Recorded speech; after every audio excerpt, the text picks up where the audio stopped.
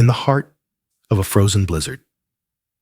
Three men who stood at the same starting line 40 years ago are forced into the cramped cabin of a struggling mail truck. A powerful billionaire, a laborer seeking a second chance, and a humble postman. How did their paths diverge so far apart? What is the true cost of the choices they made along the way? As the snow erases the tracks of their past, we have to wonder, which man truly found his way home, and whose life was worth the price? Join us for this journey, and please support us by subscribing to our channel. The world outside the terminal glass had vanished. In its place was a chaotic symphony of white. A historic blizzard was screaming across the plains. The regional airport felt like an island in a frozen sea. Inside, the silence was heavy. The last flight had been grounded hours ago.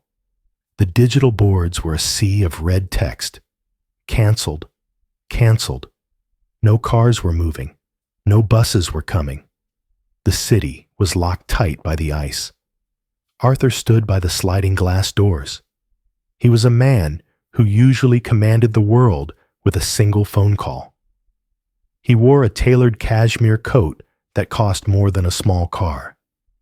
He reached into his pocket for his smartphone. He needed to call his personal driver.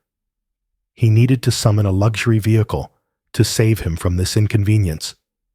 But as he pressed the button, the screen remained black. The battery had finally surrendered to the cold.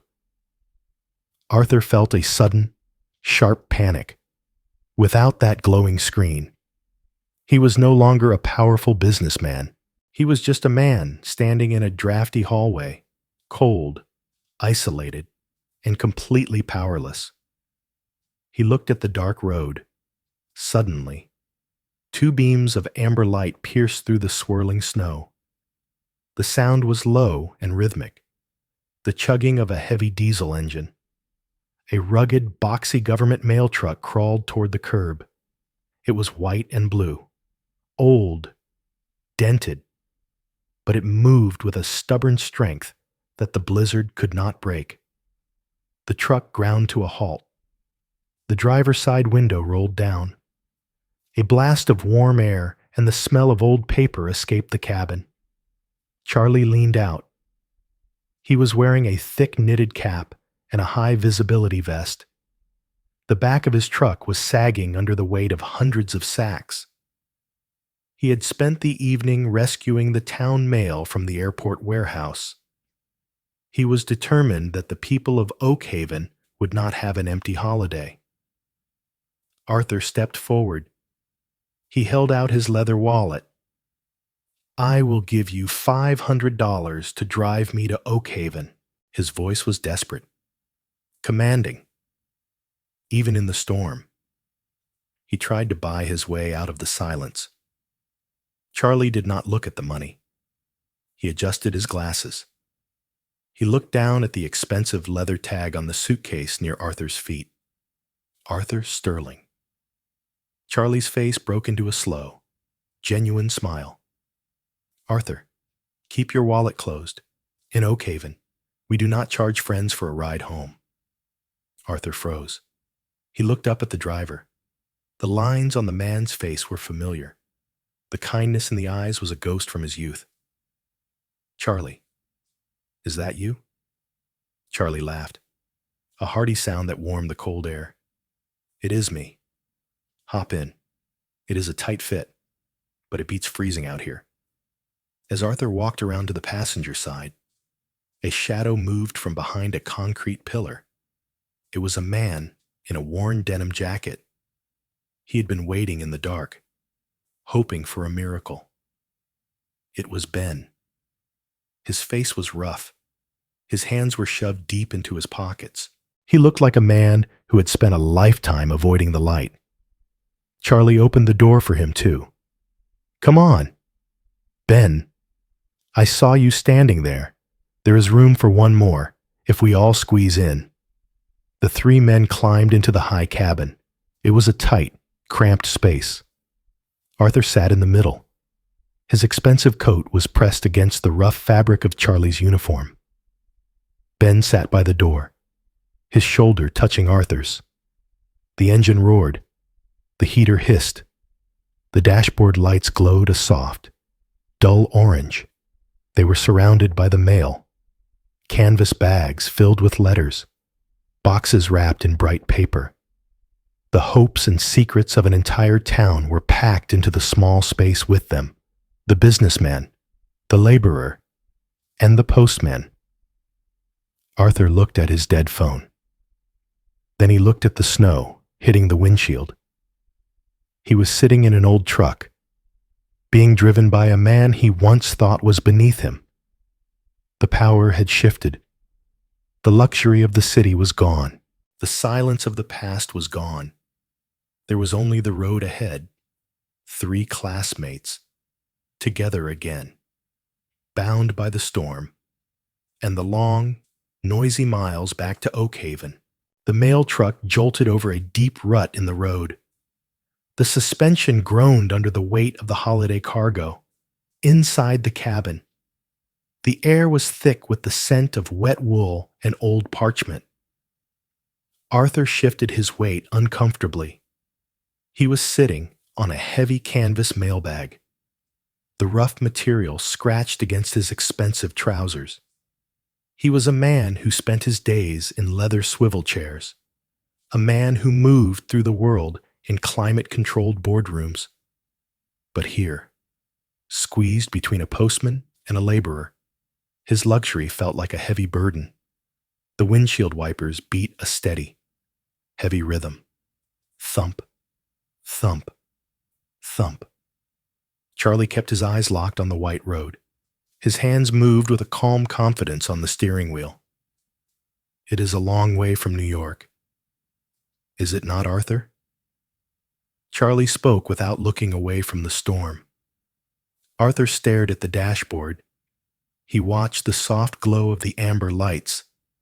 It is another world entirely, Arthur replied. His voice sounded thin against the roar of the engine. I have built something huge out there, Charlie. I have companies in 3 countries. I have people waiting for my every word. I have reached the peak. Charlie nodded slowly. I have seen your success on the news, he said. And I have seen the boxes you send back. Every December. Like clockwork. Huge hampers from the most expensive shops in Manhattan. Gold ribbons, silver paper. They were the heaviest items in my truck. Arthur felt a small surge of pride. I wanted to make sure she had the best, he said. If I could not be there, I wanted her to have the finest things money could buy. The truck hit a patch of ice and skidded slightly. Charlie corrected the turn with a sharp tug. The silence that followed was long, intense. Arthur, Charlie began. His voice was lower now, softer. Do you know what happens to those boxes? Arthur frowned. I assume she enjoys them. I send the best chocolates, the rarest wines. I want her to know I am thinking of her. Charlie let out a heavy sigh. He pulled the truck to the side of the road for a moment. The snow hammered against the metal roof. I go into that house every day, Arthur. I check the stove. I make sure the pipes do not freeze. And every year, I see those gold ribbons. They are still tied tight. Those boxes are sitting in the hallway, right where I left them, gathering dust. Arthur felt a coldness in his chest that had nothing to do with the blizzard. Why? Why would she not open them? Charlie turned to look at him. The reflection of the snow made Charlie's eyes look very old.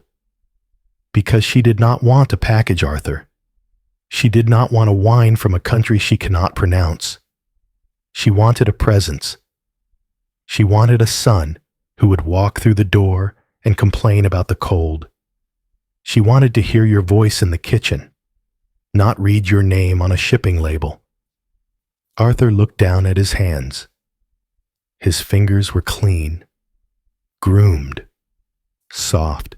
They were the hands of a man who moved numbers.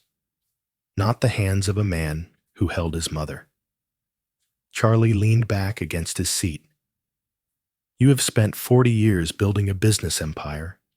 You have scaled the highest mountains of the city. But back in Oakhaven, the house you grew up in is silent. The garden is overgrown, and your mother is sitting by a window, watching the road, hoping for a letter that was not typed by an assistant, hoping for a knock that does not come from a delivery man. Arthur looked out the window.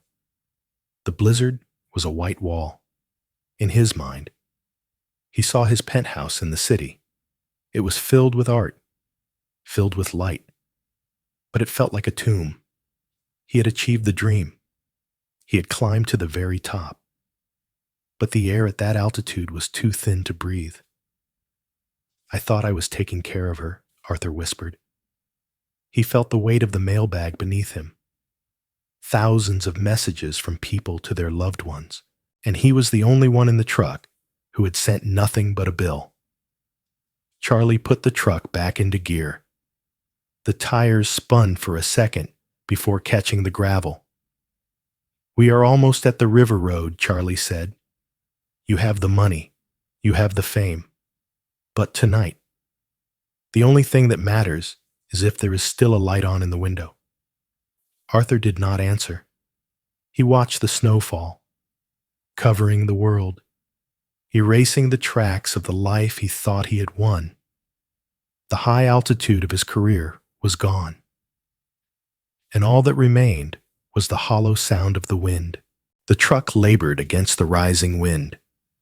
The engine emitted a deep and rhythmic growl. It was the sound of old machinery refusing to give up. Inside the cabin, the silence left by Charlie's words was heavy. It pressed against Arthur's chest like a physical weight. Ben stirred in the shadows of the back seat. He leaned forward into the soft glow of the dashboard lights. His face was a landscape of hardship. The lines around his eyes were not just from age. They were from years of squinting against the harsh reality of a life he had broken. He looked at Arthur. The millionaire's hands were soft, groomed, unmarked. Ben held up his own hands. They were thick, scarred. The knuckles were swollen from decades of manual labor and colder nights. You chose the mountain, Arthur, Ben said. His voice was a low rasp, like stones grinding together. But I chose the fire. I thought I was being brave back then. I thought being a man meant taking whatever I wanted. I chose the thrill. I chose the anger. And in one single night in the year 1985, I burned everything down. Arthur looked at his old classmate. What did you lose, Ben? Ben looked out at the white void beyond the window. Everything. I lost the right to see my daughter grow up. I lost the chance to hold my wife's hand when she was scared. I traded 20 years of birthdays for a prison cell. I spent my life behind bars, watching the world move on without me, writing letters that were never answered. He paused. The heater hissed. The wipers scraped against the freezing sleet. The world sees you, and they see success, Arthur. They see me, and they see a ghost. A man with a record. A man with no bank account. A man who is starting over at the age of 58.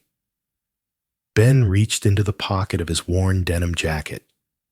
He pulled out a small object wrapped in a clean white cloth.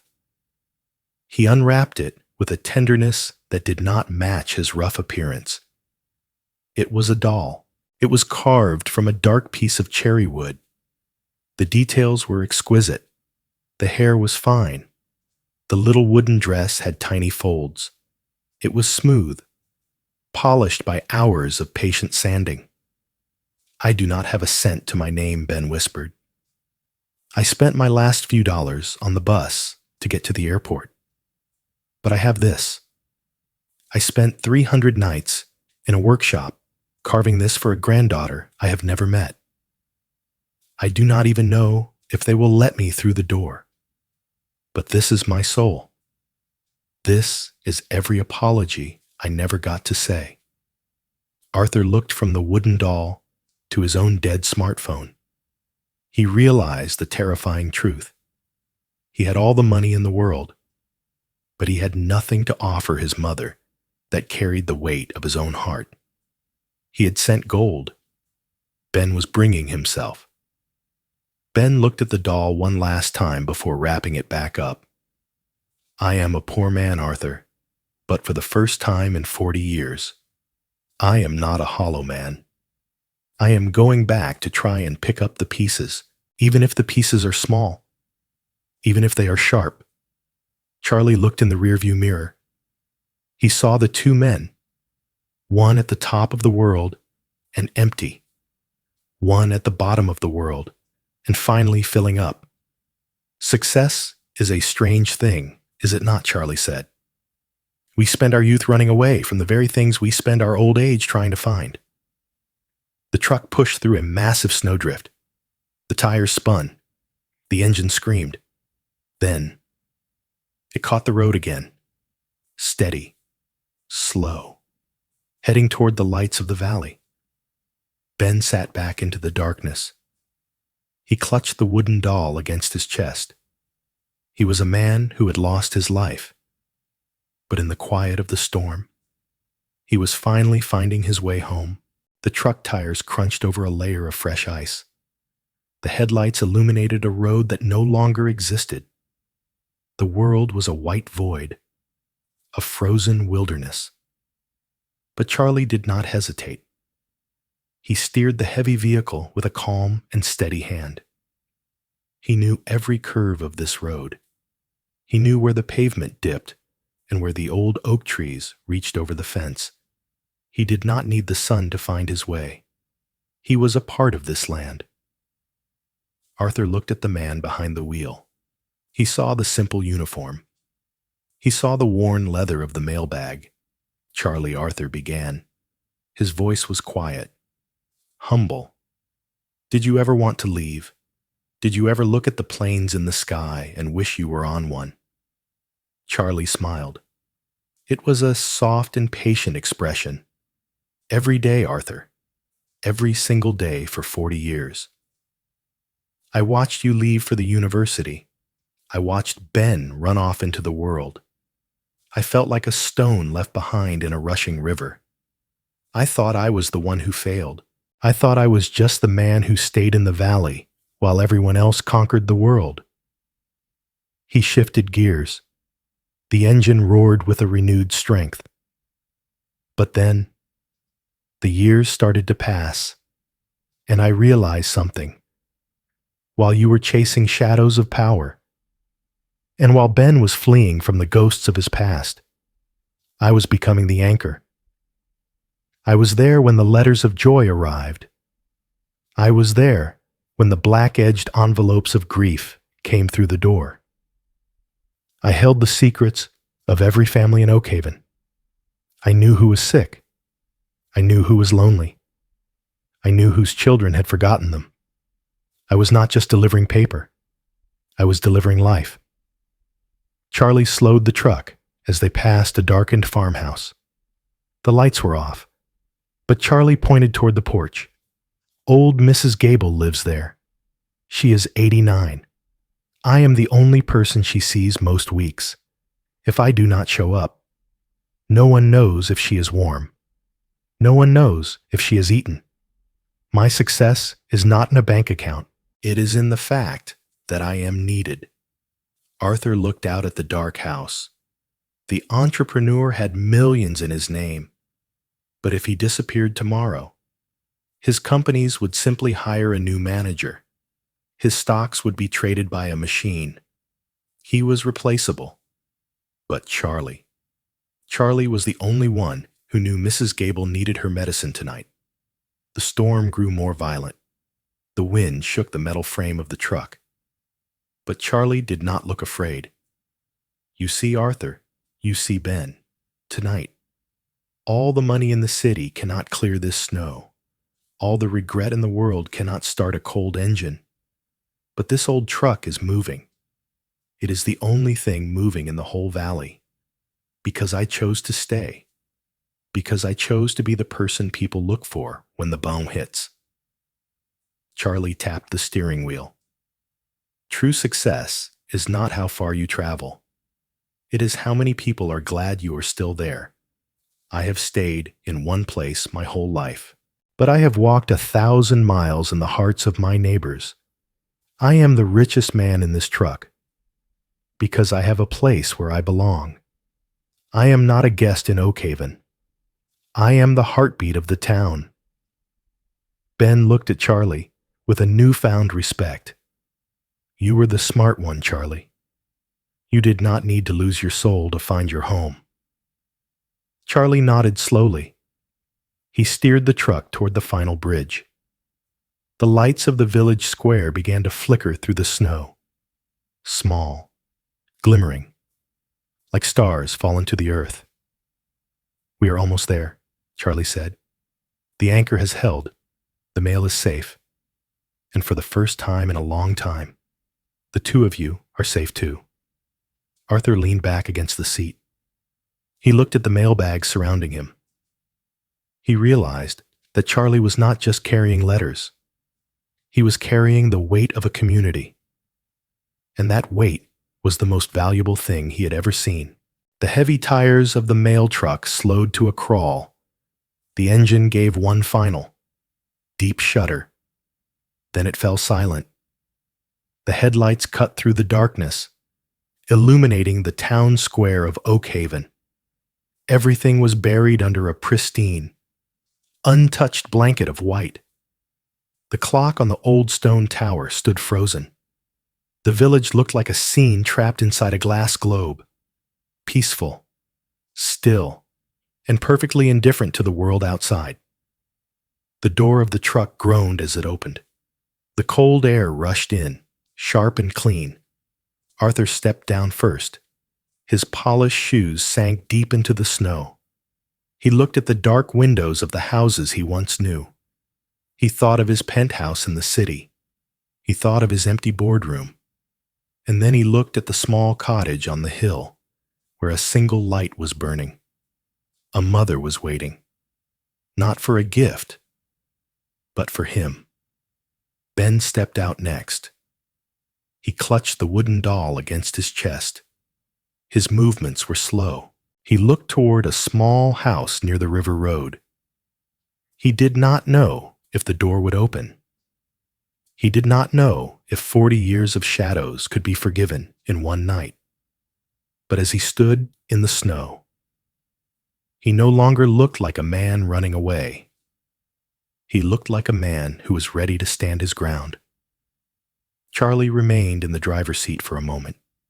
He looked at his two friends, the entrepreneur and the laborer, the two men who had traveled so far, only to find that the most important thing was right where they started. I have a few more deliveries to make, Charlie said. His voice was a soft rumble in the quiet night. Mrs. Gable is still waiting for her medicine, and the Miller children are waiting for their grandmother's package. Go on. Get to your doors. Arthur turned to Charlie. He did not offer money this time. He did not offer a business card. He simply reached out and shook Charlie's rough, calloused hand. Thank you for the ride, Charlie. Thank you for bringing me back. Ben nodded, a silent salute between two men who had faced the storm together. Then, one by one, the figures drifted away into the white veil. Their footprints were quickly filled by the falling snow, until it looked as if no one had ever passed through the square at all. As the mail truck disappeared into the darkness, we are left with the silence of the valley, and we are left with the questions that follow every journey. What is the true measure of a man? Is it the distance he travels from his beginnings, or the courage it takes to return? Should we be proud of the high mountains we climbed in the world? Or should we be proud that we still have a place where our name is spoken with love. We spend our youth building walls of glass and steel.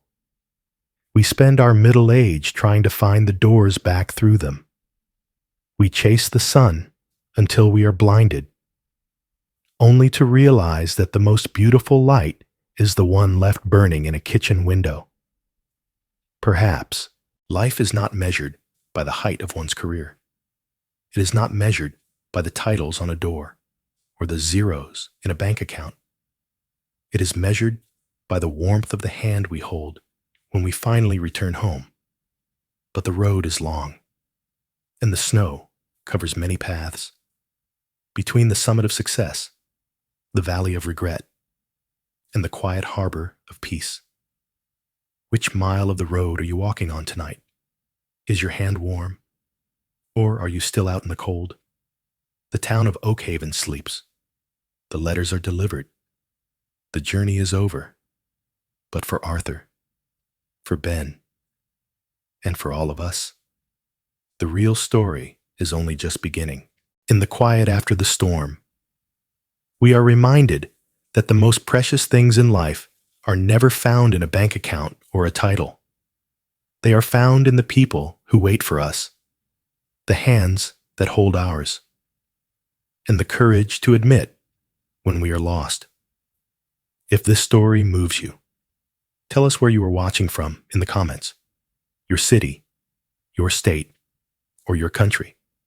Your support helps these stories reach more hearts. So please like, share, and don't forget to subscribe for more touching tales. Now, click the video on your screen to join us for our latest journey. We are so glad you are here.